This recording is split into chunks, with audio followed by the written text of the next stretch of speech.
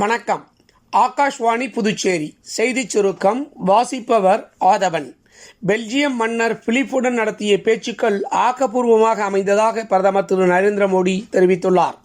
சமூக வலைதளத்தில் இதுகுறித்து பதிவிட்டுள்ள அவர், தொலைபேசி வாயிலாக நடத்திய இந்த பேச்சுக்களில் இருதரப்பு உறவுகளை மேலும் வலுப்படுத்துவது குறித்து ஆலோசிக்கப்பட்டதாகவும் வர்த்தகம் மற்றும் முதலீட்டை அதிகரிப்பது குறித்தும் விவாதிக்கப்பட்டதாகவும் திரு நரேந்திர மோடி அப்பதிவில் தெரிவித்துள்ளார்.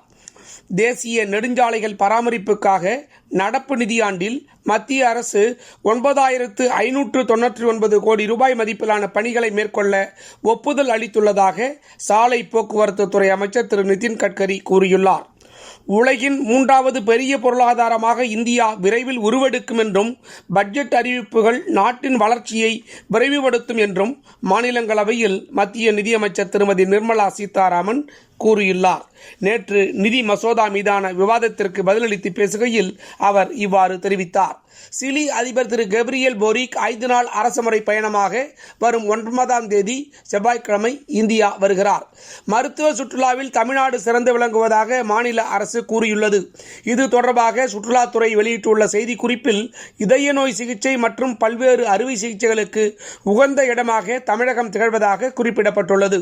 வெளிநாடுகளிலிருந்து இந்தியாவுக்கு சிகிச்சை பெற வருவோரில் 25% பேர் தமிழ்நாட்டிற்கு வருவதாக அதில் தெரிவிக்கப்பட்டுள்ளது. IPL கிரிக்கெட்டில் சென்னை சேப்பாக்கத்தில் இன்று இரவு 7:30 மணிக்கு துவங்கி நடைபெறும் போட்டியில் சென்னை பெங்களூரு அணிகள் மோதுகின்றன.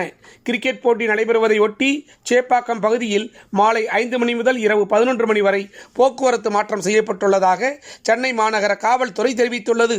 வியட்நாமில் நடைபெற்று வரும் சர்வதேச பேட்மிண்டன் போட்டியில் இந்தியாவின் மீராபால் லுவாங் மேசனம் காலிறுதிக்கு முன்னேறியுள்ளார். இத்துடன் இந்த செய்திச் சுருக்கம் நிறைவு பெறுகிறது.